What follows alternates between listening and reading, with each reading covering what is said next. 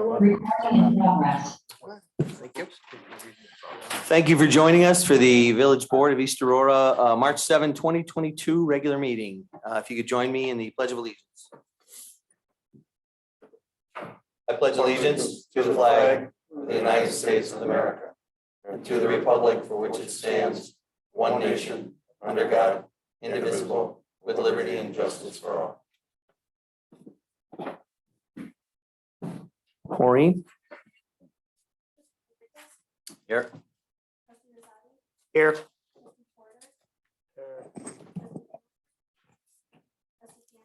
Here. Here. Present. Thank you. Can I get a motion to approve the minutes of the village board meeting for February 22nd, 2021? So moved. Moved by Tony, second. Second. Second by Ernie. Further discussion? All those in favor?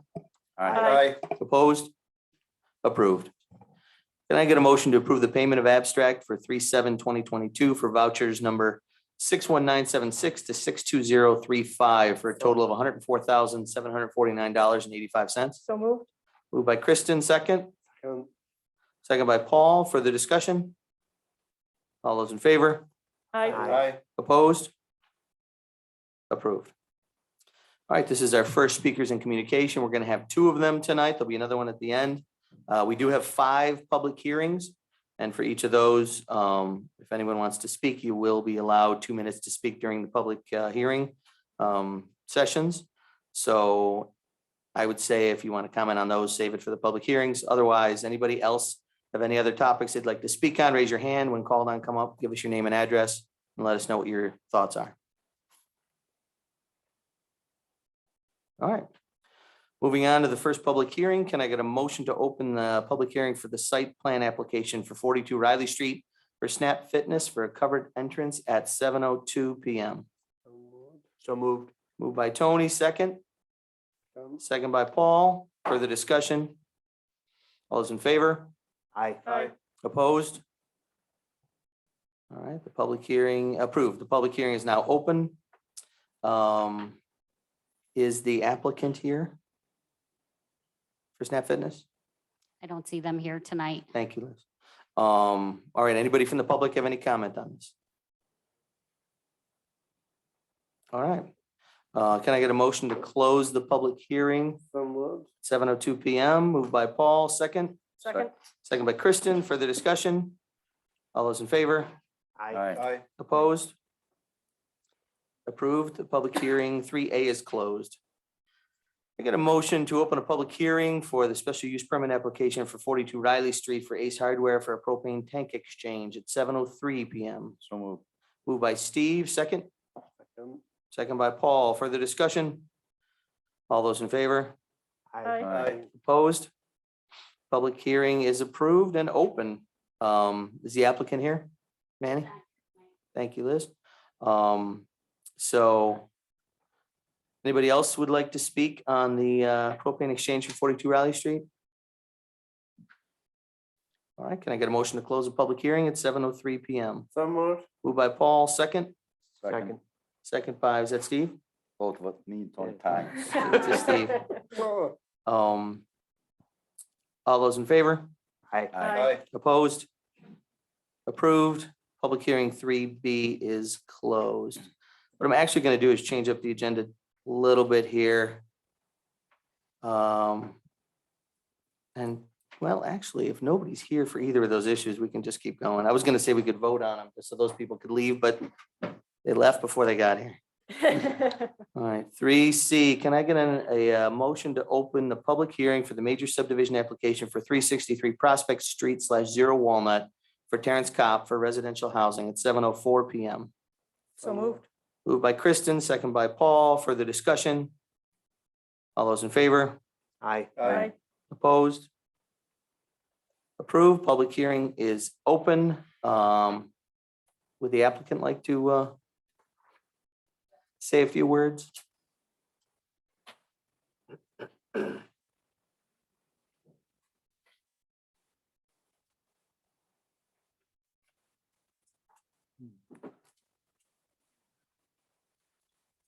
Good evening. My name is Peter Sorgi. I'm the project attorney. With me tonight is, you can speak, Chris Wood with Kermit Woodmore for the engineers. and so we will just be brief and then we'll listen to comments and we can answer any questions you may have at the end. But I know we presented on this before, obviously to the planning board and your board. We are looking at, as Chris is showing you, technically a 9-lot subdivision, although one of the lots is already an existing house. The other 8 lots will have 2 on Prospect and we will have 6 on Walnut. What's important to point out about this, there were some misconceptions at the beginning. We are not proposing any new streets. These are regular single-family homes. There are no flag lights whatsoever. The setbacks will be consistent with the existing village character, and we're looking to design homes that are consistent with the existing village character or village home. The property is zoned single-family residential, and what's important about that is in 2019, the village did a comprehensive rezoning. I know there was discussion as to this property. There has been for years. I think I've probably gotten 20 calls in the last 20 years about this property at least. And some of the discussion centered around, well, should it be multi-family? Should it be something, to take advantage of this piece of land? Ultimately, the village board decided to have it be single-family residential. And the intent of single-family residential per your code is to permit the construction and or reconstruction of single-family detached dwellings, which is precisely what we're doing here. Our chronology, December 7th, we went in front of the planning commission for just a conceptual plan review. January 31st, we had a meeting, informational meeting with neighbors. February 1st, we were back in front of the planning commission, and the planning commission unanimously recommended approval of this project. So that was a 7-0 vote. The county has weighed in because this is subject to the county referral requirement, and they have not made any comment. They said it's a matter of local concern. We submitted all required documentation and some additional documentation, including a full environmental assessment form, which we've made a couple of revisions to and resubmitted. So we can be happy to answer any questions you may have. But the one thing I did want to point out, and I guess more to the public than the board, is that this board is, certainly has discretion, but the discretion is limited to the code. Meaning, a vote in favor of the project is not, yes, I want something there. It's simply you are under the requirement of going by the code. Do we meet the code requirements? We respectfully say that we do. Planning commission obviously felt that we did, having a unanimous vote. So that's the guise of where we're at here in terms of the process. We can certainly answer any questions you may have. I know Chris has been working with the village engineers on various issues, and we think we have a very good plan to address those issues. Just one other thing too is the lots are very, very deep. I think they're about 3 times 380 feet deep. 380 feet deep, which is substantially larger than what the code requires. And we're not, we're looking at having the homes be somewhat consistent with the existing setbacks, meaning there will be very, very deep backyards.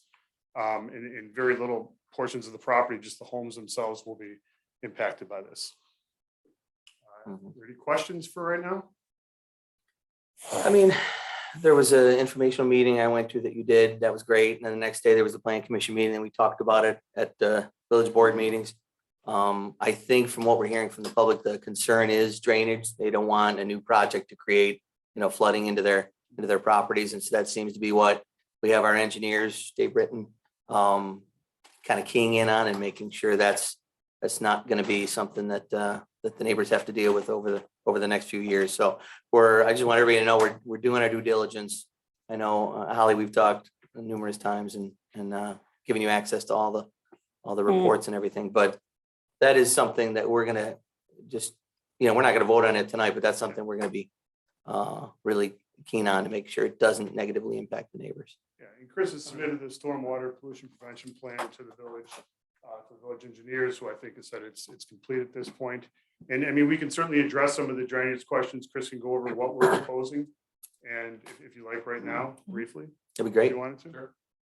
One of the requests that we were planning on doing it anyhow, was to provide easement to the village along the north side of lot 4, along the west side of lot Prospect, and along the south line of lot number 9. And we've agreed to do that. And in those it'll be graded as such where we keep the water in our property. The idea is to put side yard swales for all these properties, to made the water back to a larger swale back here that would go to that 24-inch pipe, or the catch basin that goes to that 24-inch pipe in our southwest corner of our property. And again, currently, the site's all sloped toward the west. When we're done at following development, we'll have the houses up on the front, and the houses, the downspouts, the sump pumps, the front yards will all slope toward the lawn. So when we're done, we'll actually have less land sloping toward the west. And we're currently going there. So you're saying the roofing and the driveways, everything that sheds water, the sump pump is all gonna go The Walnut east. East to Walnut. East to Walnut. And it's gotta be piped, and with what we install, again, if it's in accordance with the building requirements. So this will be a swale, but not a French drain. Correct. It is Okay, well- so how do we ensure that that swale will be maintained so that it does not become overgrown or plugged? that- Or how does, The swale will be an easement to the village. So the village will have the ability to win. And we did talk about the swale versus the pipe with regards to maintenance. It's highly unlikely that a swale is gonna get plugged up, where if we put a pipe back there, you can have catch basins. There's a lot of trees back there. The leaves could cover up the grates. We could have flood. Is it reasonable and possible to do a combination of the swale along that back property along with underground drainage piping heading towards the existing creek and culvert? I think what we don't want to do, currently the grading, there's a high point on our west property. Our water is on our property currently, their water stays on the center road property currently. What I don't think we want to do is put a French drain back in there and affect the groundwater, and catch that groundwater, get that groundwater going in the direction that doesn't currently go today. so how wide and deep will the swale be? 4 feet, 5 feet? Right now I show a 20-foot drainage easement back there. Okay. I'm working on the swale today. We're gonna make that a little wider. It's gonna probably be about 25-foot drainage easement.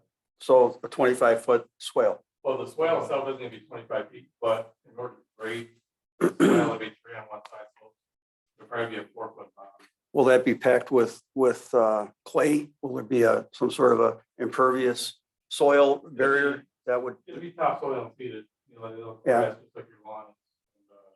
And the soils back here are type C soil, there's A, B, and C, A, B, and most impervious, D, B, and least impervious. Back here, there's C, so it is relatively impervious today. And once you get the topsoil in there and you get the grass growing, that tends to be impervious. Again, I think the point out what you were saying at the beginning was is that right now, every inch of water, pretty much goes towards Center Street. And after this is completed, certainly the backyards will exist to do that, but where we're putting the homes, that water is gonna go out to Walnut, so there's, less natural water going towards. Right, actually, here's the grading plan. These are potential home locations, they're not the exact locations, they're not the footprints of the houses. Hard to see there, but we did submit stuff to plan. It has existing contours on there, you can see everything kind of goes this way. This contour right here, 902, that's a big lower area in the back of our site. That's where a lot of water ponds on our property currently. And that's where the C soil is, right? A lot of C-type soil is basically on the entire property. There's Yeah. a small piece of A-type soil, but for the most part, they're all C-type soils. But the idea is to do a swale along here and along back here, we can water go over here, and then also there's a swale currently here. We relocated a little closer to the property line to get that water to go also back to this corner. Right, these side yard easements are only be 10 feet wide. They don't need to be as wide as the big one in the back. That's why more water than these side yards will have room. And also wanted to point out, there was a question regarding this 24-inch pipe and condition and whatnot. What I understand is the village televised that with a camera and flushed it out, and that pipe. I think the other part of this is that, and I should explain when we went through the process. This is the preliminary plat application public hearing. So if that's granted, then there's a final plat where all of the engineering is fine tuned and goes to the engineer. So some of the things that were asked for, you get an email from Kathy a few weeks ago. Some of those things were asked for, I think were supplied. Some of the things are just final plat matters that will certainly supply before the final plat. So. Are you planning on doing any trees like willows that absorb water more and potentially help address some of it that way? We're not planning on, unlike a commercial project where you have to provide a bunch of landscaping and whatnot. We're really not planning on providing back here because we want it to remain as close to what the existing conditions are today, as opposed to trying to create some artificial, device to get the water to go from here to here, which, doesn't happen today. Where would the sump pumps for the homes go? Right out of Walnut? Bubbler, yeah. Okay. So I've got a question for Alliance Homes.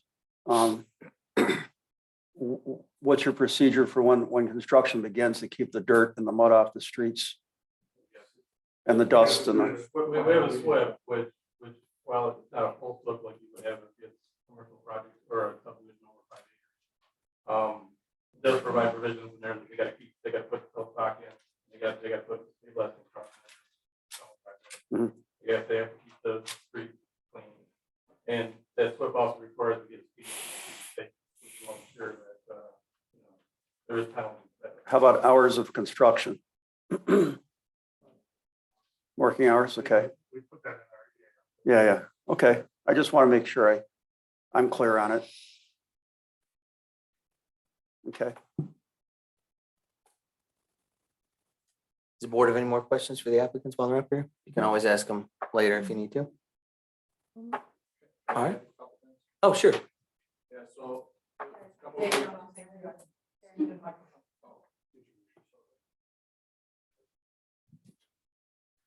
Hi, Dave Britton with GHD.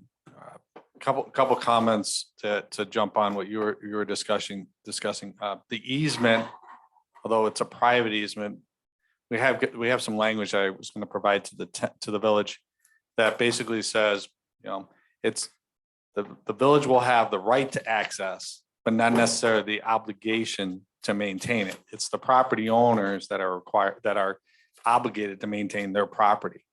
So I think that's an important distinction that the village isn't going to maintain this swale out there. The other thing is the swale needs to be at least, we'll work out some of those details, a foot deep.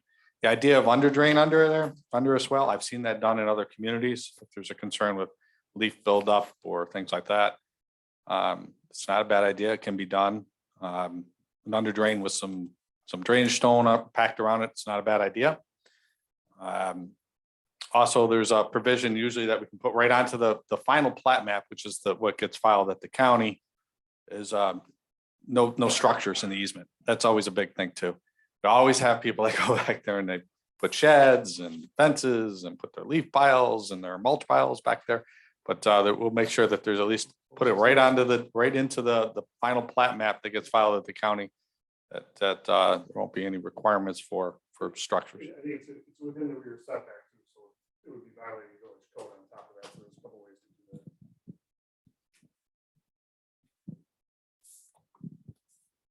that. All right. Thank you, guys. Andrew, Chris, Pete.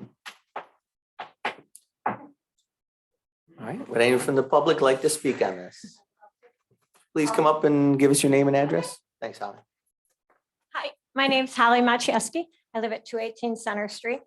And today I wanted to see how the engineer's report was, what the planners had to say, what the difference was. So anyways, it was quite a chore to try to get that. And then as I read farther, I feel like the New York State open meetings law has not been followed in this case. And I have a copy of the open meetings law.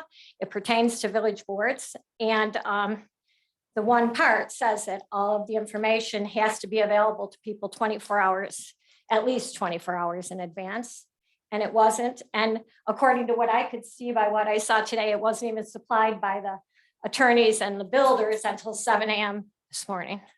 So I'll give you a copy of this, but I'll need it back, I think.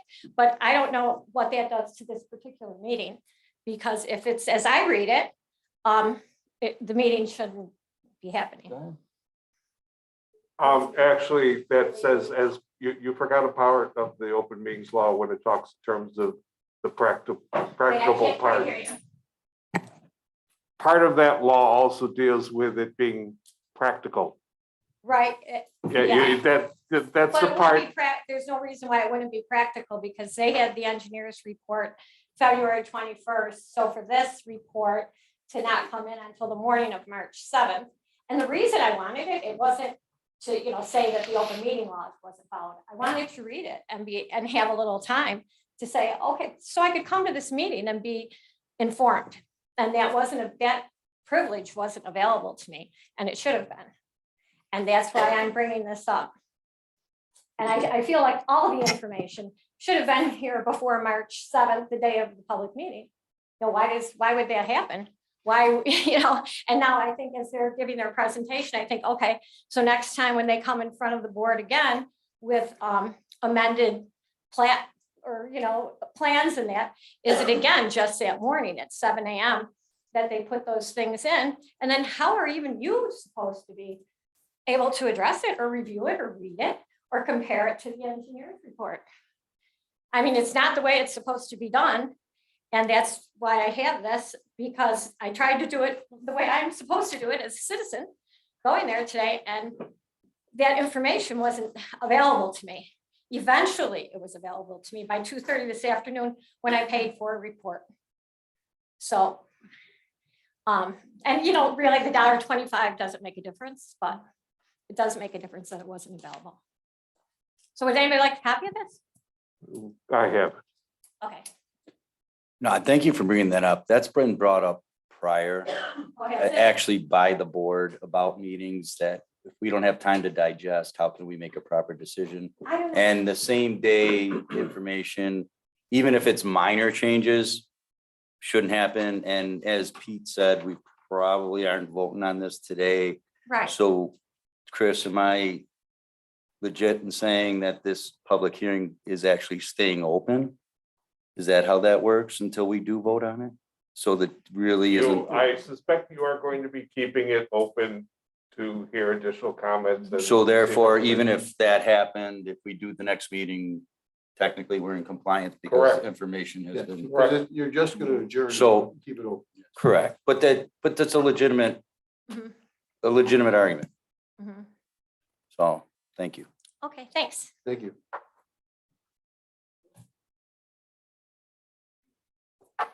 Would anyone else like to speak? And I am Sally Mitchell and I live at 206 Center Street. So my property directly abuts the property in question. I've sent you 2 letters, one you received on Saturday, it's dated March 4th. One you received today on 2 different issues.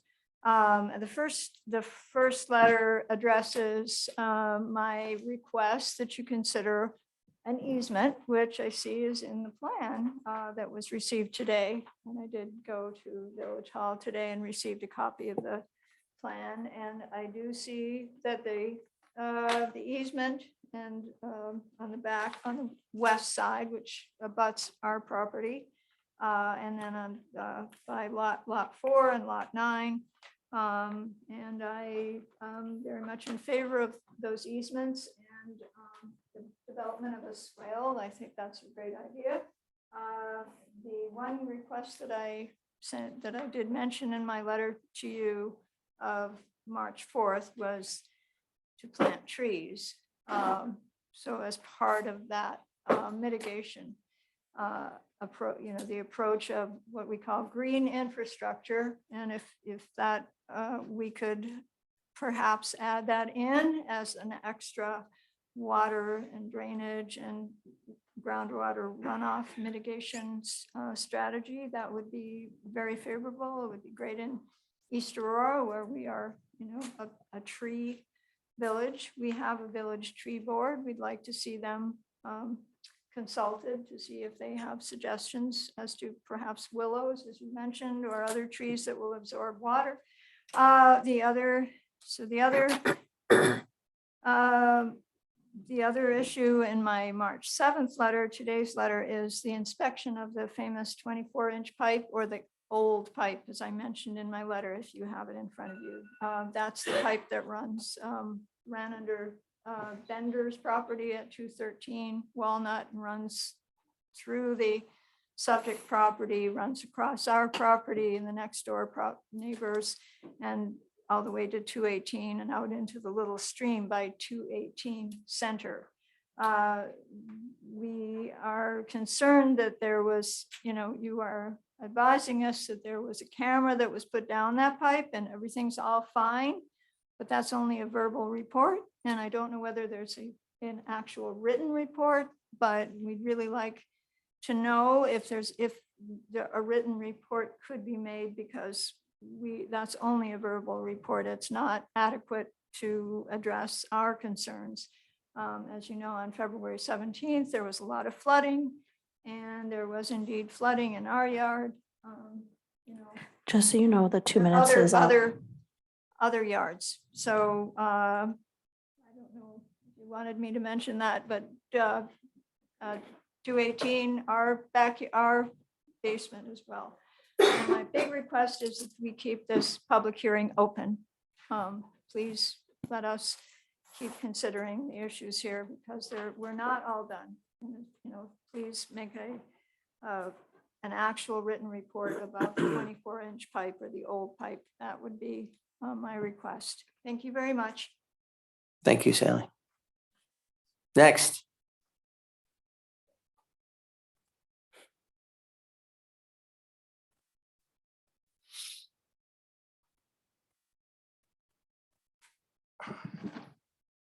Hi, Bruce Mitchell.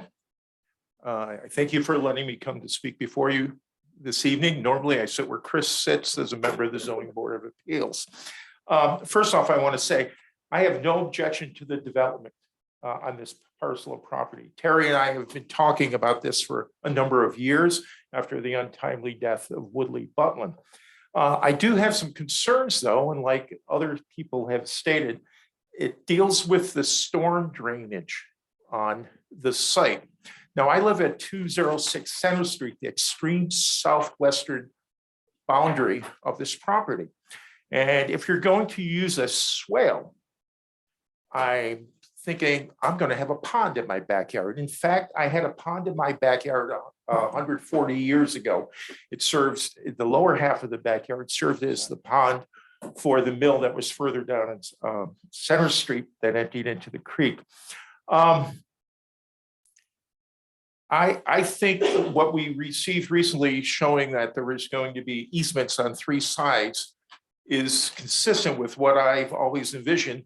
In fact, I walked with Dave and the property on the 17th of February, and one of the first things he said was, "My God, yeah, I see this," because you can't really just see the stormwater sitting there unless you walk it. And it was on 2 of the 3 sides. He didn't get all the way up north. He had to leave. But I would like to point out that from the very northeast corner of the property in question on Prospect to the drainage invert behind my house, there is approximately 17-foot drop or change in elevation. And just from the back of the lots on Walnut to the corner, southwest corner of the property, there's about a 7.5-foot drop in elevation.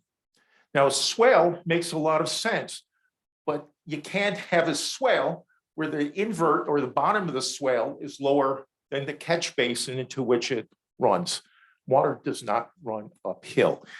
I've often said to people in the old days, medieval times, the king, the princes, the dukes, they put their castles on top of the hill because we all know what flows downstream.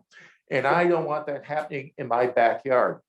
Now, I understand that there was an inspection. I would just like to know, was there a camera inspection of the existing storm sewer?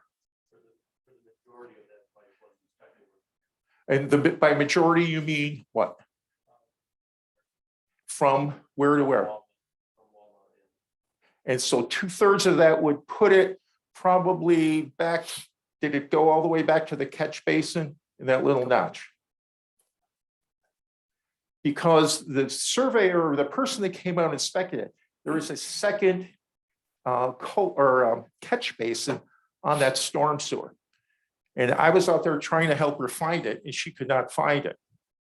So I think the question regarding the stormwater drainage on the site at this point is really something that needs to be developed a little further. Okay, I just would like to say once again, thank you for letting me speak today. I hope Terry gets this underway. He's been waiting for it, and it should be built.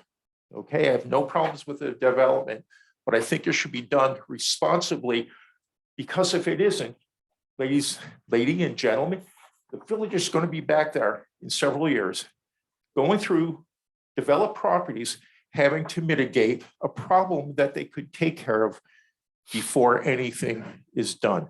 An ounce of prevention is worth a pound. You know how that goes. Okay, thank you very much. I appreciate talking. Thank you, Bruce. Can I just say something quickly? I'm at the other end of that, so I think you were at the other 2/3 of it. I would be more than happy to allow somebody on my property to go and do that from the other end and make it the whole thing could be seen, because it is old. It's 1958, so that concerns me, but you'd be welcome to, or whoever I would tell you. Thanks, Sally. Hello. You can pull it down. Go ahead. I want to drop it. Oh, sure. It won't Hi. drop. I'm Jennifer Suko. I live at 249 Walnut Street. And I'm very intrigued by this project. I don't have any like major concerns other than I wonder if the board has thought, or the village or whoever has thought about the deer that live there right now. So since we moved in 5 or 6 years ago, the number of deer that live on our street has multiplied, I don't know, a lot. And it's something I had actually thought of bringing to you even prior to this project, saying, hey, maybe we want to like find new homes for some of these deer, because it is becoming a pretty serious consideration. So there are deer that live there now, and where are they going to go? So maybe they can find a new home, or you can find, I don't know whose job that is, but I just wanted to bring that I up think as it's a the potential. deer's job. It's a deer. I mean, I see that. I live right on Prospect Yeah. at Center. And so I see them coming up from the cemetery at Willow. Yeah, Mhm. they come up from the creek bank down Cass Creek Yeah, there. and there's some that And they definitely come up like and, Oh, yeah. live there, and the dogs that walk by bark at them, and they're like, not impressed by Yeah, you. okay. But so I just think that's something we want to consider, because those animals will be being displaced, and can we do that in a way that is better for Humane. them and better for, yeah, humane, and then if it does get to the point of construction, I did just want to make a note on that your nephews, my children, they play in the street. When it's wet, they play football in the street. They're older, they know to look out for cars and stuff like that, but that would just be something I would want to make sure that the construction people know, like, hey, can you watch out for our kids? And they will be respectful, and they move, they all yell car like it's the 1950s, Yeah. and they get out of the way. But that was the only other. That's a good point. There's gonna be equipment, there's gonna be trucks. And just to the applicant, there's a lot of kids at the other end of Walnut between the project and Linden. There's a So, lot there. Just to be, they'll get out of your way. They're not gonna just stand there, but just be We kind. gotta relocate the kids is what we gotta do. Tell them they'll be proud. Thank you, Jennifer. Next. Mayor. Hi. My name's Dr. John Sturba. I'm at 226 Center Street on higher ground. And I'm looking forward to new neighbors moving in. I just don't want to see a lot of groundwater problems that are common in this type of a situation. I sort of summarized everything on March 3rd, and I sent you, Mayor, at 11:25. And also to the engineer, Mr. Britton. Did you receive that email? Mr. Mayor, did you receive the email? Yep. Can I enter it into the record? Sure. Sure. Give it a clerk.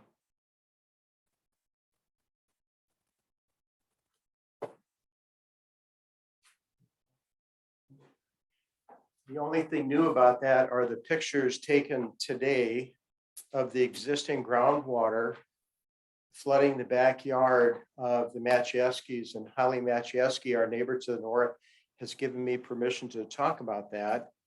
So you actually have pictures of that groundwater, which is about 5 feet higher than the stream called the Riverine that comes out right between our properties.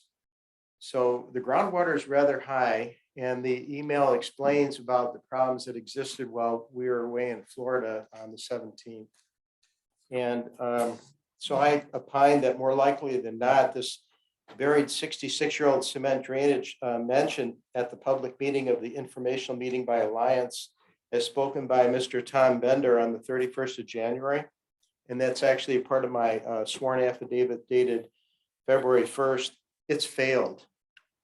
It's not failed from construction. It's failed because it's too small.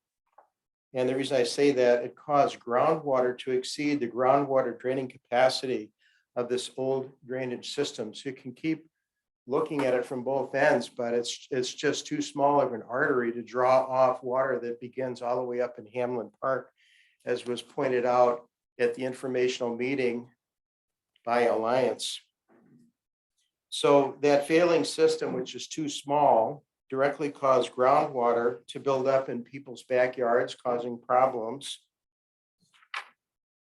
I further opine that more likely than not, the Prospect Walnut subdivision building will not decrease this groundwater diversion, but increase it. And by moving dirt around at the surface does very little for groundwater. This is not surface water, this is groundwater. So I also opine more likely than not that it may cause existing basements in the area to flood, personal damage, property damage, maybe foundational damage if it's not dealt with appropriately to make sure that that groundwater problem that exists right now. And on the 17th of February, being that the groundwater exceeded the capacity of the 2-foot diameter pipe to drain the water, this building project, unless something else is done, is not going to get better, it'll get worse. And I'm very concerned about that. It could possibly cause an environmental catastrophe of flooding houses that are actually on Center Street. We're on Center Street, but we're on higher ground. I'm just concerned about the neighbors, and they asked me to look into this. Any questions? Thank you. Thank you, Dr. Serba.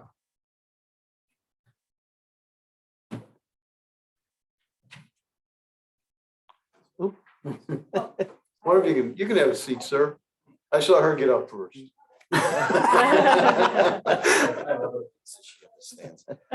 Could you put that up, sir? Sure. Thank you. Steve Hartz, 248 Walnut Street. I voted for just about all of you. Which one did you? It was the right. Okay. Okay. I've been a Walnut Street resident for 32 years. And one of my concerns is with the sump pumps and the diversion towards Walnut Street. The volume of water on Walnut Street after heavy rains, there's flooding. And DPW has had to come many, many times, and they're working in the sewers around my house, down at Linden as well. So I don't know, it's just visual above the ground, so I don't know what's going on underneath. But as far as the volume, we do have water problems that way as well. So if diversion towards Walnut with rooftops, sump pumps, that could cause other problems. So I just want to go on the record with that. The other thing that comes to mind, Mikey D's and Tannery Brook and some of the issues that have cropped up throughout the years. And with the older infrastructure that my neighbors talk about, is it an accident waiting to happen possibly? So I don't know what those answers are, but just wanted to be aware of them. Thank you. Thank you, Steve. Miss? Sorry, I can't see it on the end there. My goodness.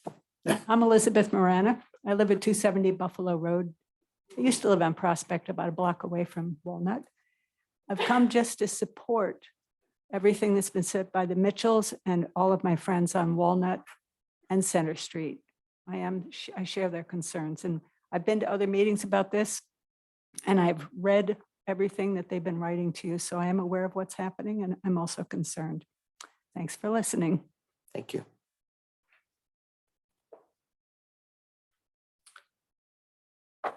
Anyone else? Bruce? copy of my letter?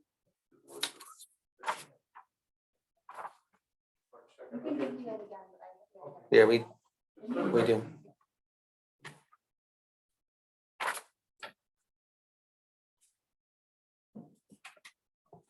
All right, can I get a motion to close the public hearing at 7:40 PM? Wait, I thought you were keeping it open. oh, that's right. We're gonna, sorry, thanks. No, it's not closed. Yeah, we don't keep them open very often. but You're Yeah, I right. So do we have to, we don't have to make a motion, we just stop talking about it? Well, you can just simply announce that you're keeping the motion or keeping it open. Shouldn't I ping the board, and make sure everybody wants to do that? Just want to have a motion to keep it Make a open. motion. I get a can I get a motion to keep the public hearing open? So moved. Moved by Steve, second by, was it Kristen? Yeah. Further discussion? All those in favor? Aye. Opposed? Public hearing will remain open and we will address it at the next meeting. Can I get a motion to open a public hearing for the proposal to rescind the site plan approval for townhouses to be located at 636 East Fillmore Ave at 7:41 PM? So moved. Moved by Steve, second, Second. second by Tony. Further discussion? I have a question. Okay. If we're gonna be rescinding like condos, will the zoning revert back? To answer your question, Paul, Yeah. the townhouses are a permitted use, Yeah. under the underlying original zoning. The commercial uses that are proposed, and we know that one is as an actual proposal, the Blue Eye Baker is already approved to go in there. That was the one that required the change in the zoning. And it was contemplated once the townhouses got approved, that maybe that the board would rescind the rezoning. That didn't happen, so it currently has permission to have the commercial uses in the building. And this is just eliminating two approvals on one property, that it's highly unusual that you would ever have that.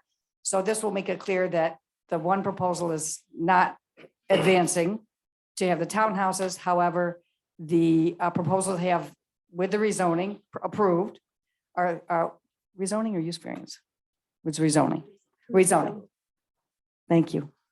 That remains valid, and that building is approved for the mixed use and commercial use that is going to be going in there. We already know one of the proposals for commercial there is Blue Eye Baker. Okay. Any other discussion? All those in favor? Aye. Opposed? Public hearing is open. We've just gotten an explanation of what it's about. Did the applicant want to speak on this? I represent Lisa Chicago. She's not opposed. Okay. Anybody from the public want to speak on this? All right, can I get a motion to close the public hearing at 7:43 PM? So moved. Moved by Kristen, second, Second. second by Tony. Further discussion? All those in favor? Aye. Opposed? Public hearing for 3D is closed. I get a motion to open a public hearing for local law to amend Village Code Section 227, the subdivision of land, which is unrelated to the Walnut conversation we've been having. This is only to change the numbering where the code references the stormwater code section at 7:44 PM. Motion? So moved. Moved by Ernie, second by Tony. Further discussion? All those in favor? Aye. Opposed? Public hearing is open. Would anybody like to speak on this? I would have been shocked if someone wanted to talk about this. I get a motion to close the public hearing at 7:44 PM. So moved. Moved by Kristen, second, second by Tony. Further discussion? All those in favor? Aye. Opposed? Public hearing 3E is closed. 4A, can I get a motion to find a negative deck under the seeker for an unlisted action for the proposed site plan for 42 Riley Street Snap Fitness. So more. Moved by Paul, second. Second. Second by Steve. Further discussion? All those in favor? Aye. Opposed? 4A is approved. 4B, can I get a motion to approve the site plan application for 42 Riley Street for Snap Fitness? So moved. Moved by Kristen, second. Second. Second by Steve. Further discussion?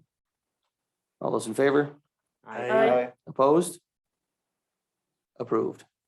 4C, can I get a motion to approve the special use permit application for 42 Riley Street for Ace Hardware? So more. Moved by Paul, second. Second. Second by Tony. Further discussion? All those in favor? Aye. Opposed? 4C is approved. Can I get a motion to rescind the previous site plan approval for townhouses located at 636 East Fillmore Ave? So moved. Moved by Steve, second. Second. Second by Ernie. Further discussion? All those in favor? Aye. Opposed? 4D is approved. Can I get a motion to rule a negative deck under seeker for an unlisted action for a local law amending code section 227 subdivision of land? So moved. Moved by Kristen, second. Second. Second by Steve. Further discussion? All those in favor? Aye. Opposed? Approved. Can I get a motion to approve a local law amending code section 227 subdivision of land? So moved. Moved by Tony, second. Second. Second by Kristen. Further discussion? Get a roll call vote. Steve, I'm sorry. it's a roll call vote on this, approving a local law amending code section 227. Aye or nay? Aye. Steve is an aye. Tony? Aye. Aye. Ernie's an aye. Kristen? Aye. And Paul? And I'm an aye. 4F is approved. 4G, can I get a motion to consider an application for demolition permit for a building located at 203 Main Street? So moved. Moved by Tony, second. Second. Second by Paul. Further discussion? So Yeah, go ahead. this is the small building, it used to be the locksmith and the memorial. They sold memorials up front. It's been a pharmacy, it's been a number of different things. I know, and Callipy sent us a message, that the HPC recommended not approving this, denying this application. I've looked at it, it's got vinyl siding, vinyl trim windows, vinyl soffits. I don't know, I read the history on it. What are your thoughts?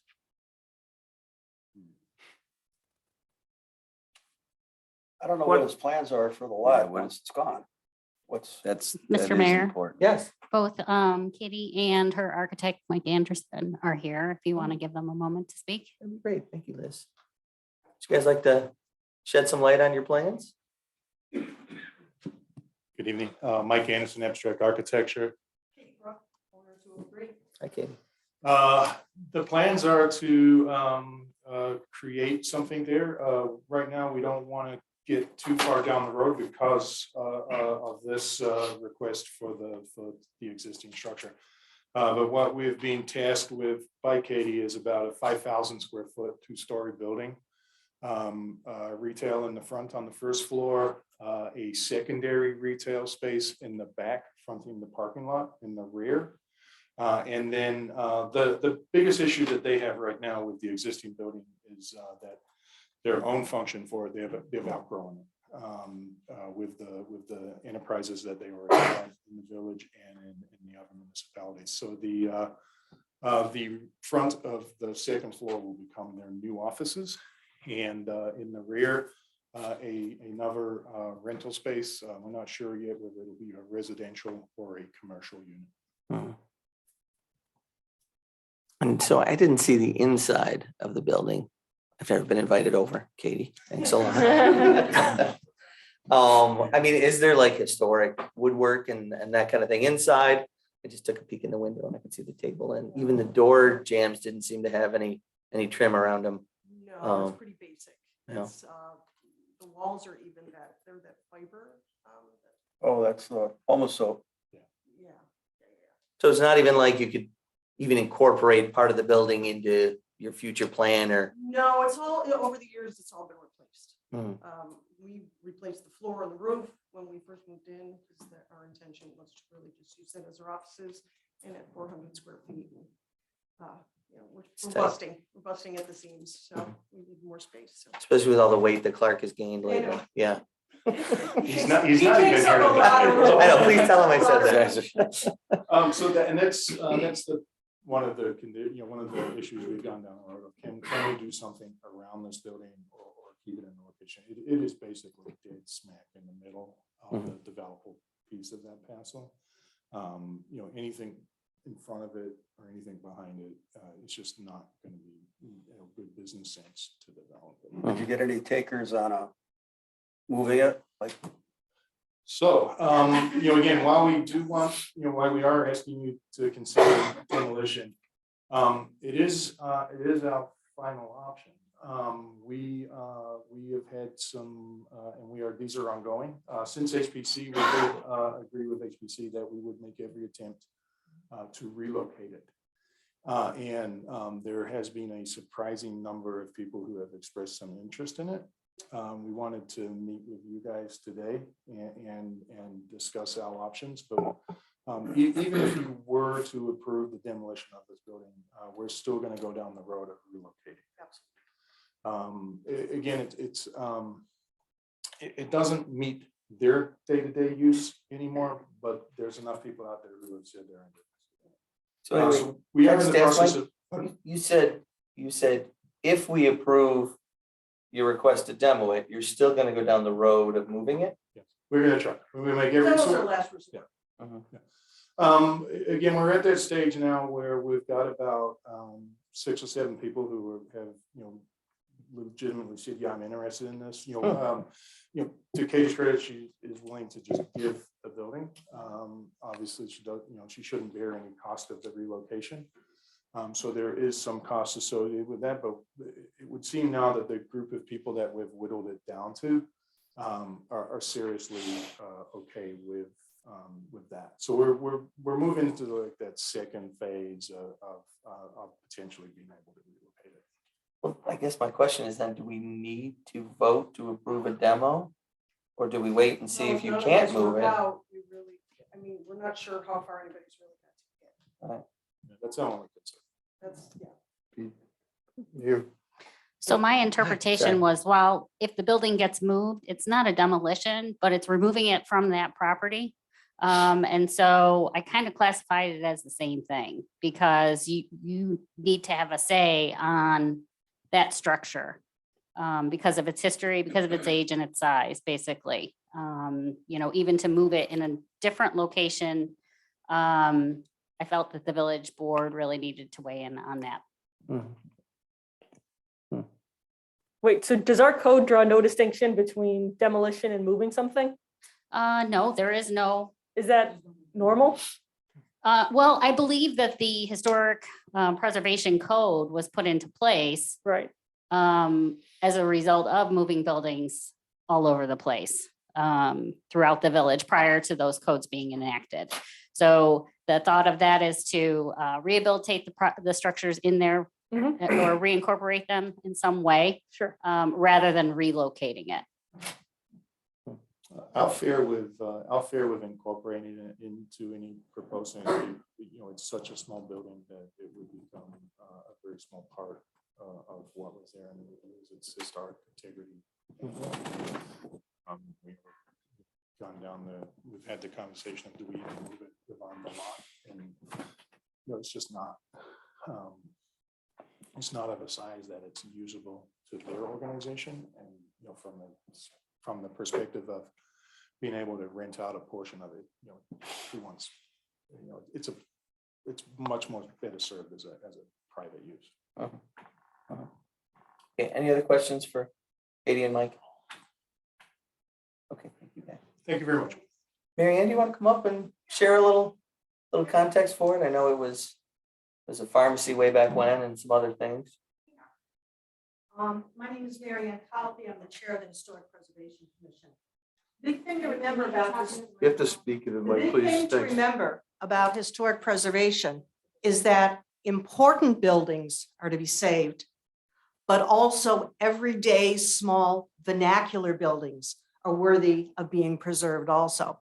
The reason this building, the big reason we voted to deny a recommendation for demolition is because this building is a significant part of the streetscape. The planning that the village has done over the last couple years emphasizes the historic nature of Main Street. This building has been there since the early 1900s, and it has been a successful retail presence on the street for the whole 20th century. It has been a drugstore, it has been a candy shop, it has been a locksmith, it has been a clothing store. It has had a number of successful businesses present. At one time, it was noted to be the smallest drugstore in Erie County. Well, that's back in the 1930s. And that's very interesting. But what is important about this building now is its size and its presence on Main Street. If a building is too small, if a house is too small, all the houses in East Aurora are too small in terms of what folks who buy McMansions want. This building may be too small for what this commercial space is needed, but it is the right size for some commercial space. Because of the different things that I've mentioned about this building, that it has been there it is older than 50 years. It is a significant part of the streetscape on Main Street. It has had a long life as a successful commercial presence. It is an established and familiar feature of the neighborhood, and thus it is eligible for local landmarking under criteria 5 in Historic Preservation Code. So these are the reasons that we really feel that this building should be given, should be preserved, and why it should be considered an important part of the character of East Aurora, and why we recommend that the demolition application be denied. So I mean, I'm all about character and saving the old buildings, which I love, but you're saying this could get historic landmark status, Local. landmark status, based on its square footage and its location? Nope. Versus what it's actually. Based on its contributing feature to the character of Main Street. It is a local landmark. You tell people, you know, that little building next there on the south side of Main Street, the one that's really tiny, they know where that is. It is a local, it is someplace that people know. But despite the fact that much of it has been replaced. Right. With modern materials. Well, because that can be reversed. Okay, when we talk about preservation, we think about buildings that are associated with famous people or with famous events or, you know, terrific architecture. This building is worthy of preservation because of its history within the community as a successful retail establishment and its scale in relationship, its uniqueness in relationship to the rest of Main Street. So it's a little, the other thing is when we talk about maintaining our character as a small town, this is something that says, this is part of our small town. This is something that can exist in a place like East Aurora, but may not be able to exist on Main Street, East Amherst. But it can exist here and it can thrive here. I guess that's part of the question, right? Is whether or not a building that small can create enough revenue to help make sure that they maintain it going forward and that it doesn't fall into disrepair like we've seen with other historic buildings that just get ignored. Yeah, just perpetually hamstring the owners because Right. it's no longer a viable business space, right? I guess my thought is, I'd kind of like to see if they can move it before I don't know, before I'd want to give them an okay to demo it. I think I I'd read, kind of like to see them save it. I think I read somewhere that that building itself had been moved to that site at Right. some point. That wasn't the original location of that building. Right. And if we were talking about National Historic Landmark status, that would come into play. You know, we've moved Millard Fillmore's house and it's still a The national oldest house in landmark. East Aurora, which is on Willow, was moved from where the old Pizza Hut used to be. It's a dentistry now. Yeah. Was moved to 1980, I think. Yeah. To that site on the corner of Willow and Fillmore, I think it is. An argument could be made that with the number of buildings that have scooted around East Aurora, that is part of our historic character. We're in a mobile home community. Oh, there are a lot of homes around. There's a house on Gerard, the one that burned. Yeah. Used to ride it. That was two houses that were moved and stuck together. There's a few. Yeah. Yeah, half of my house was actually moved one lot over. They did that a lot back in the in the day 30s. because they were very frugal. But that's a deal for anybody who wants to move that place, because what's it cost, $10,000 to move it maybe? And There's then, some deconstruction that needs to be done and there's some haulage fees, but it's not a big building. You know, you're not having to deconstruct large portions of it to relocate, so it could be quite. You know, obviously you've got some construction you have to do at the new site to sit it properly. But compared to building a 500 square foot building today, you're struggling. Any other questions for Mary Ann from the HBC? All right, thank you, Mary Ann. Sure. I guess the questions to the board, do you want to go ahead with the motion to approve demolition and see if they can move it? Do you want to change your motion and wait and see? I just hate that word, demolition. Just, you know, I don't know. I understand it. I get it. You know, I understand, Liz, why, you know, but a demolition to me means, you know, what we're seeing in Ukraine, just gone, you know, like torn down a big pile of lumber. But is there any way we can call it something else that we require that it be moved? You know, I mean, if they're certain that somebody's apt to move it, then maybe we go that route, because I hate to see that. It's a cute little building. I know it's probably nothing fancy on the inside, but you know, somebody could put it to use somewhere. It is part of our fabric of architectural fabric of our community. But I do understand how the Crooks would like to maybe make, you know, better use of that space and expand their business and have the space they require to do their business correctly. Tony, but through his motion, we could wait and see, and they could come back and reapply if they don't find any takers. I would like to go that route and see if that, because I feel pretty confident you're gonna find somebody to move it, because if I had a place to put it, I'd do it. I mean, it's a neat little building. I don't think you're gonna have a problem. Lumber prices the way they are. You know, I think that's the better way to go. Tony? So we can just, table it or? Motion to table. Yeah, motion to table it. I do have one question. So Kathy or Liz, maybe you can help me out with this. Now, the building they're proposing, they want to build a 2-story building with 5,000 square feet per floor.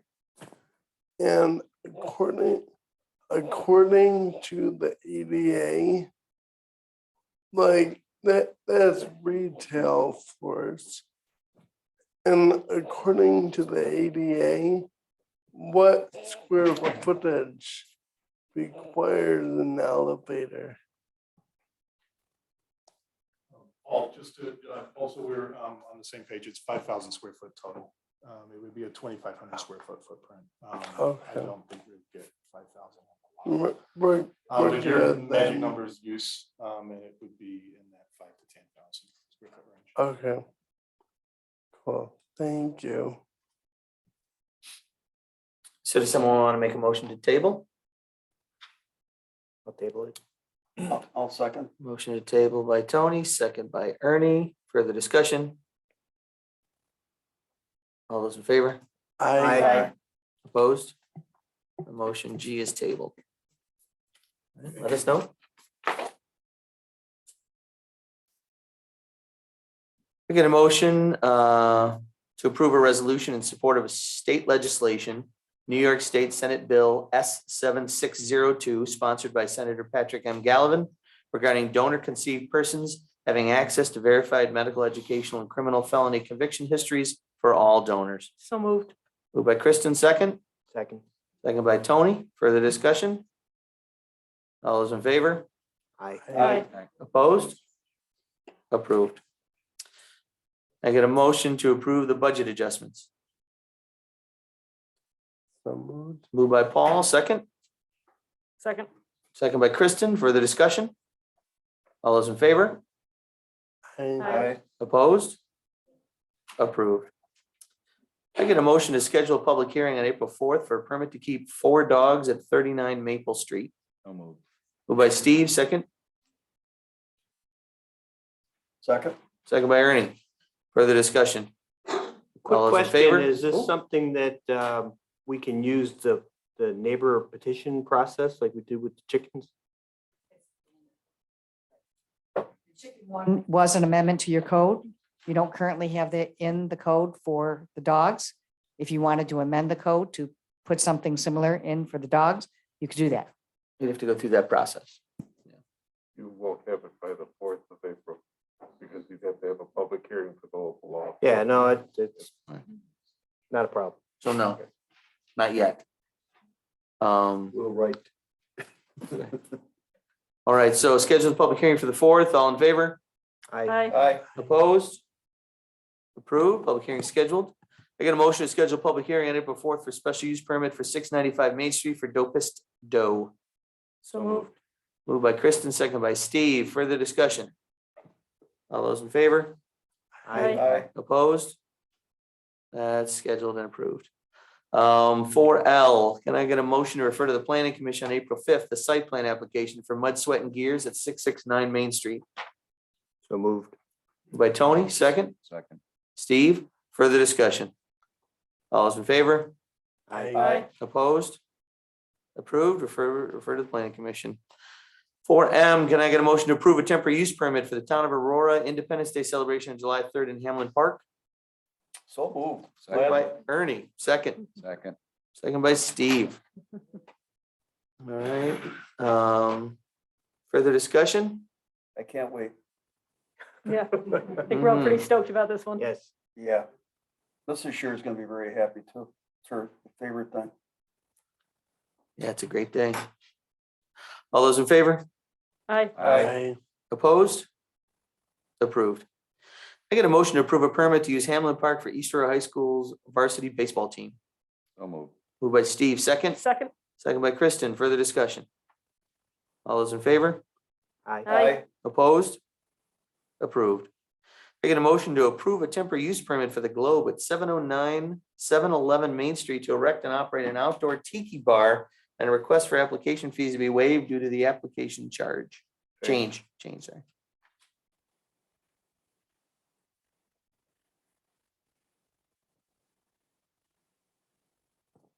No one wants to make the motion? I'll make the motion for the purposes of having a discussion. Moved by Tony, I'll second it. second by Ernie. Further discussion? Looking at it from a 1 month period or something and a single location could be reasonable, especially with all the problems people have had with maintaining restaurants and whatnot through COVID. I am concerned about using this as a precedent where all of a sudden we could end up having a lot of other businesses also applying for the same kind of thing and having, in effect, music fest all year long, or at least all summer long. I think we've heard a lot from neighbors in the past who have had some concerns. I realize there's still the ability to walk down the street with a drink because there's no open container law here.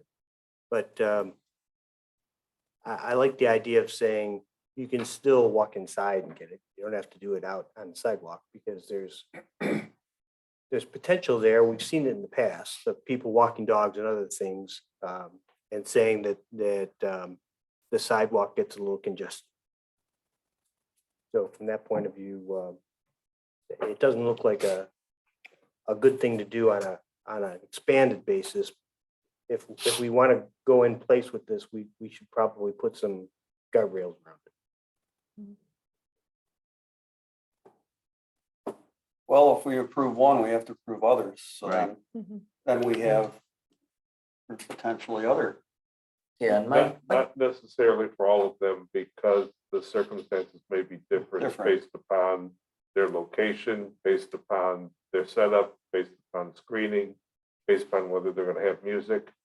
In this particular case, I understand there's no music. Right.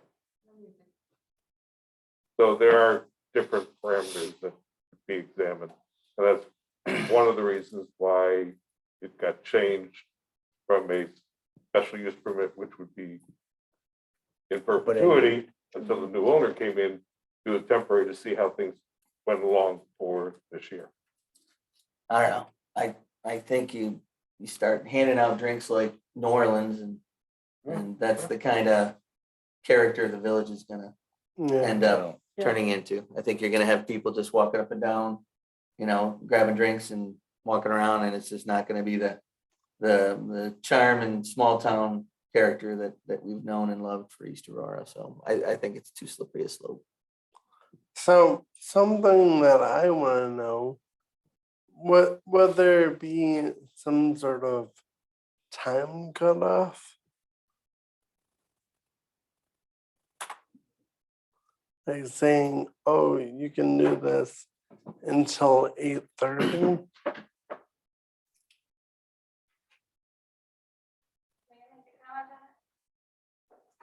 My plan is, number one, the state liquor authority will only allow me to use this permit from April to October.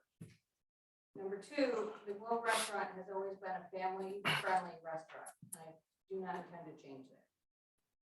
Number three, my hours are not going to change. I'm already having trouble finding staff. I'm not going to create a situation where I don't have a staff to do it.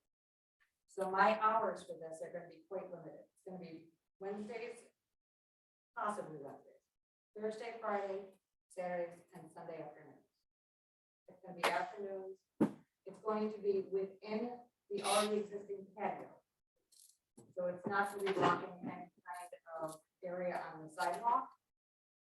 And it's going to be, it's not just going to be alcohol. It's not going to be, here, go get a beer and get buzzed and walk down Main Street. That's not what I'm looking for. I'm looking for a social experience, a social event for people to do. You can walk up to 42 North, walk up to their semi-outside bar, which is the bar just inside garage doors. You can grab a beer there, walk up to Main Street. You can grab a beer at Rookies, grab a beer, walk down Main Street. I guarantee you they do it at Rookies frequently after 8 p.m. Because when I close my doors at 10 p.m. on weeknights during the summer, weekends during the summer, I come in at 8 o'clock in the morning to find vomit, broken glassware from Rookies, and beer cans and bottles that I don't sell that from. So I'm not just compromising. I'm not looking to create a late night rager. I'm looking to create something that's a little bit more of a social event in the village of East Aurora. Nothing crazy.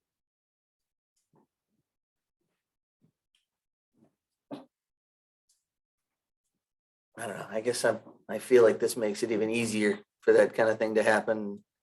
People can go into the bar and get a beer. They can go into the Globe and get a beer and go out on the patio with it. Yeah, again, I don't think it's really a path that I'd want to see the village go down, but.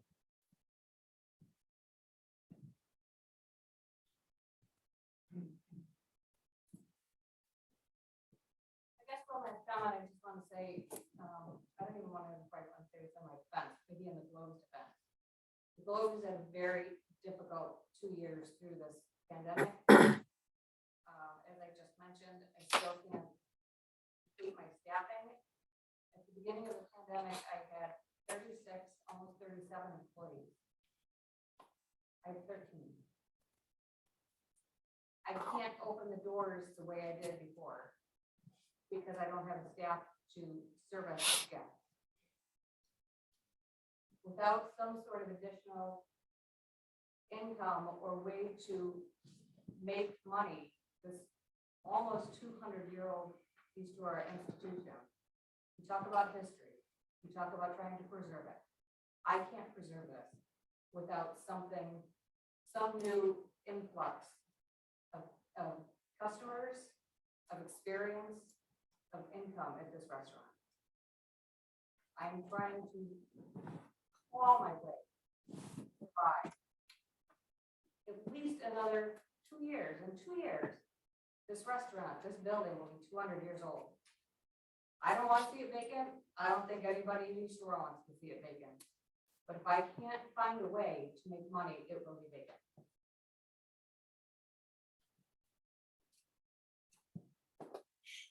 I mean, I don't know that selling to-go drinks out front to try to save the business is doing right by the village, I guess is my thought. I mean, the theater, those owners said they were having trouble making it profitable, and they found a buyer who stepped in and is, starting the business fresh and doing some different things with it, with Scott and the movie theater. So I guess I don't know if the answer is to allow to-go drinks and encourage that publicly as the only means. I hope you could find another way to make your business solvent. I'm not looking to just be an alcoholic, drop cup. Like, okay, you can go to East Aurora and you can get beer without even having to walk in the building and walk around.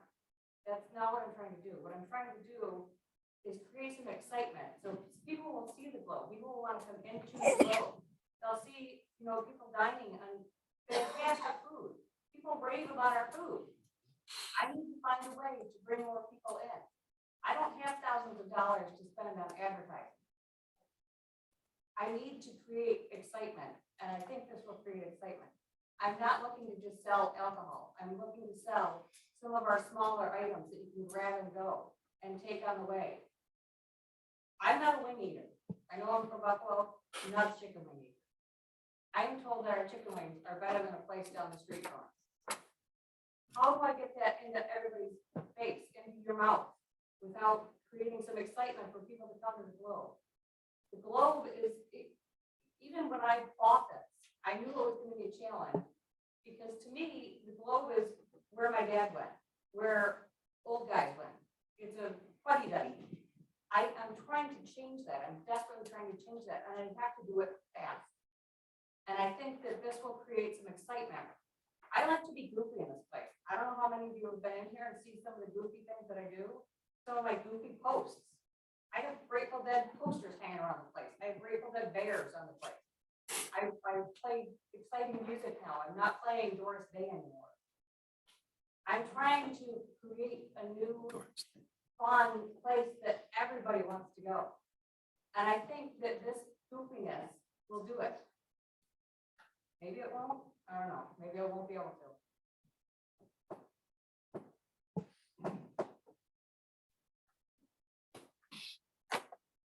Anything from the rest of the board? Motion's on the table. In favor? Opposed? No, opposed. Opposed. Yeah, opposed. Paul? Opposed. Steve? Torn. Yeah.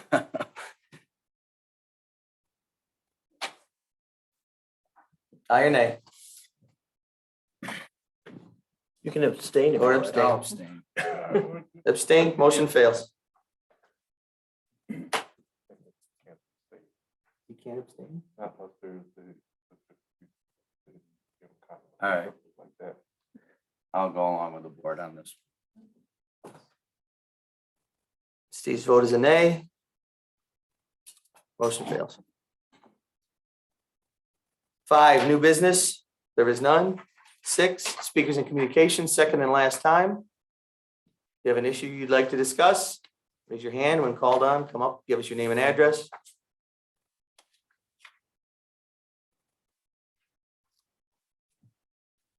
Moving on to department head report.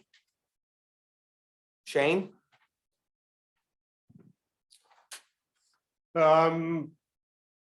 We've been looking at, as the mayor's aware, some issues with our radio system or the potential to increase its capabilities.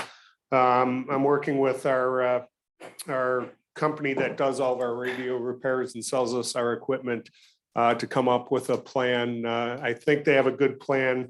I asked them to write it up, put it on paper so I could present it to the board. I think it could benefit the police department at a very low cost. So when I have that, I'll bring it forward to you. And I sent out my 2021 report to you with all of our numbers from last year. If you have any questions, let me know. And that's it. Very good. Thank you, Shane. How's Officer Becker? Officer Becker, he's fine.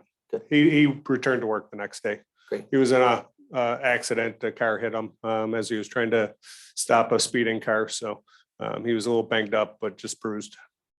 Great to hear. That he's okay, not that he's bruised. Matthew? Nothing to report tonight, sir. Thank you.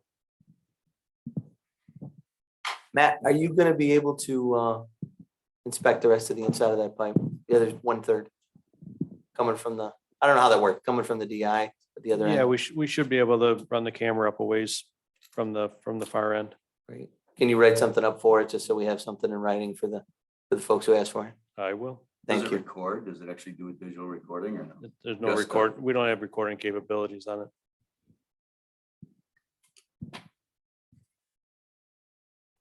Liz? Thank you. Kathy? Item we probably should have had on the agenda, and what I've been working on, and Maureen and the department heads have all been working on, is our budget for next year, which is coming right up, that our deadline to get the tentative budget to the village board. And of course, we have the workshop review on the 12th, which is a Saturday, starting at 9. That's for just the department section budgets. Of course, there's a lot of other sections of the budgets that Maureen is chiefly responsible for, doing all the calculations for all of our bonding, and actually I do some of the insurances. So, and a lot of other items that are miscellaneous that you wouldn't necessarily think about, but need to get plugged into the budget. So that's all in process right now, but we do need to set a public hearing. I would like to ask you all, please, to approve setting a public hearing. We can hold this hearing actually at your next meeting, your budget public hearing. That will be after you will review the department head budgets, and we should have everything squared away in the budget at that time. And so you would hold your hearing then. We would not ask that you would approve the budget that night, rather just listen to the public hearing comments. And then after that, the next meeting after there's your organizational meeting, so I wouldn't necessarily have you approve the budget at that time, but you could approve it at your, after having considered the hearing comments 2 weeks from now. It would be your second meeting in April, which I believe is the 18th, that it would be on your agenda to approve, and you would have to do it at that time because you do need to have it approved by the end of April. All right, so can I get a motion to schedule a public hearing for the budget for 3/21? So moved. Moved by Kristen, second. Second.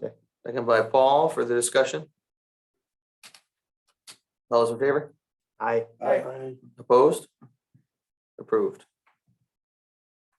That's all you need now? That's all I need now. Thank you. Thank you. Anything else, Kathy? Good. I'm good. All right, Maureen, Budget. is it a swear word for you? Yeah. Yeah, I stopped in Saturday and you were grinding away on the budget on Saturday.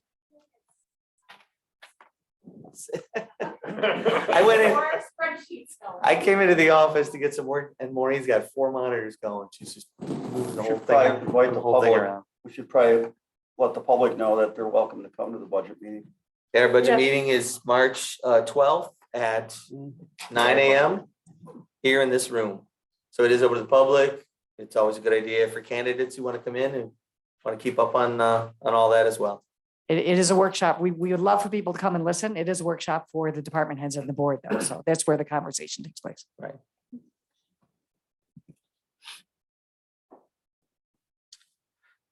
All right, where was I? Maureen went. So now we'll go to the trustees. Paul, anything? Yeah, I spoke with Maureen earlier today because you sent me that email about like the ADA parking down like behind Membrano King and by Reds and whatnot. And I just wanted to go over with Maureen. Now, you said that the village did have a code in place to say exactly what we meant for like handicap parking. There's a handicap parking section in the code that I didn't go through and read all of it, but there's a handicap parking section in the code. And it refers to the section of law that we follow for those portions. So you'd have to go through them and see if it's meeting. I don't know what the concern was specifically to know if it was meeting it or not, but that's where you would Okay. find that information. And then if they were not meeting the code, we would start with Liz. And if they were meeting the code and people weren't following it, we'd go to Shane. Well, I guess from the email I got from Pete, it said that someone is trying to park in the handicap parking behind like Membrano King because their son does karate and she goes there and every time she goes there, someone without a handicap like sign or tag, it is parked in the handicap and she thinks it's because there's like snow and ice on the handicap marker, but she also said she's noticed even when there's not snow on the ground that people without handicap markers park in the handicap spot. Do they have a sign, an upright sign? Because I think you have to have No. that upright sign. But again, we can look at that and check. Well, according to this resident, they do not. And she reached out to Pete and to Joe McCann. I don't, we would have to look and see if the code stated there was handicap parking spots there, or if the business had to have handicap parking. But if they don't have the sign 4 feet off the ground in front of the spot, we can't enforce it, especially during the winter if the snow's covered up the blue insignia on the parking spot. So I'll look into it with Maureen. Which is why I'm saying, do we need to consider saying that appropriate parking means that you need, not only in the ground writing, but also like a vertical sign, Code- at the head. I believe the code says that and New York State law says that. So that would be it. The only problem is I think it's per parking spots for businesses that have so many parking spots, they have to have handicap, correct? And if, yeah, I would have to look at it, but I think those were leftovers from when CVS was still there. Okay. And now that that building's been broken up, I don't know if they would fit the criteria to mandate to have handicap parking spots. There are handicap parking spots in the village leased parking lot, but I don't know about those ones right at the back of the business that probably aren't village Oh. property. Yeah, I'll have to look at that then. Thank you. So just for clarification, there are no off-street parking requirements for any businesses on Main Street from Whaley to the village line. So this is, it's a different conversation about how many spots businesses need, but the parking lot itself is what you would be addressing with the handicap parking availability there. So then, if it says, for like every 25 parking spots, one needs to be handicapped, then that would apply. I would agree with that, if that's what those numbers are. Okay. It's something like that. I don't know exactly. Okay, thank you. All right, anything else, Paul? No, that's it. Kristen? All set for tonight, thank you. Ernie? All over the place, last couple of weeks, knocking on doors, handing out pencils, lots of opinions. I'm glad the dogs don't vote. 'Cause knocking on doors, the dogs want to take my head off. They're upset. But I had one individual call with an idea, asked, an older gentleman, had an idea, and, there's been different other communities that have public restrooms in, parking lot areas or public spaces, and was wondering if we could take some money in the budget or from some of the money we're getting from some of the extra funding we're getting and building a restroom behind Vidler's, but I know that we don't own that lot. We don't own any of the space back there. That's all, leased parking. But he asked me to bring that up to the board just to throw it out there because, is there some way that we can provide public restrooms, out there? For Thursday in the square or just? Yeah, just for all for of them? the backyard bash. Other than we have a porta potty, but he's an older guy and he's like, sometimes I just need a place that, Well, and I know the owner, John Zimmerman of, he'll allow people to go in there. the public can use Yep. his first floor restroom. Which I have used, coming through there. I know where all the bathrooms are. And when you get older, that's important. You have to, right, Bob? So, so he was, he was an older guy. He was, he's been, the Adirondacks, you go to Old Forks, they actually have a public lot, and there's a public restroom right in that lot, right off of Main Street, right off the main drag. There's other places. Anyhow, I promised him that I would bring it up. And, so people have a lot of ideas, and generally speaking, people are positive about East Aurora and the things that are happening here. I'm getting a good sense of, people are generally very happy with their village. So, okay, and that's it. That's it for me. Thank you, Ernie. Tony? Nothing for me today. Steve? I wanted to ask Matt if someone wrote in about that little alleyway back by Clark Air behind Wallawines there. That goes from, I don't even know the new, end of Elm and the Person's Alley is what it's called, I guess. I noticed that the plow job on it a week or two ago wasn't great. It infringed way out, but also we brought it up before about the traffic through there and the lack of stop signs and people.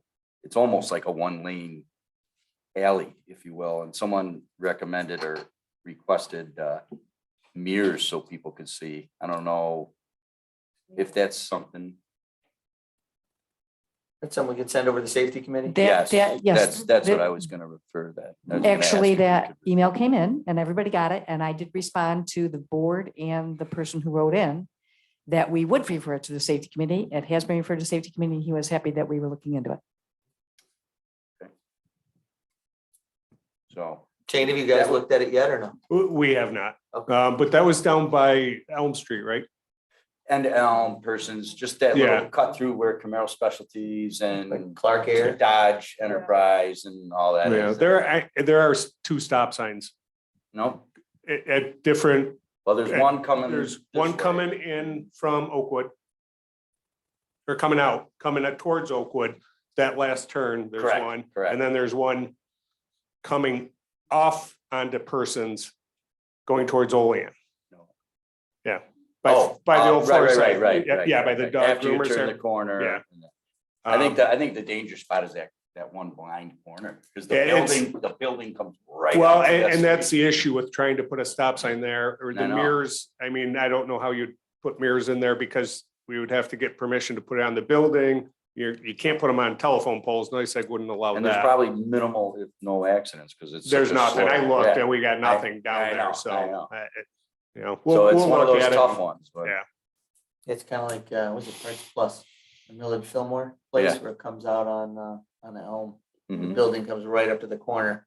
If you pull up, if you just kind of coast up a little bit, you drive right over somebody's stepping out Right. from behind that building. Right. I think you gotta be real careful. That, and then, wanted to ask you about potholes on roads that aren't our responsibility. They're not our responsibility. But they're still within the village, and some of them are pretty brutal. Who puts the pressure? My next part of that question is, who's the person that puts the pressure on the county or the state?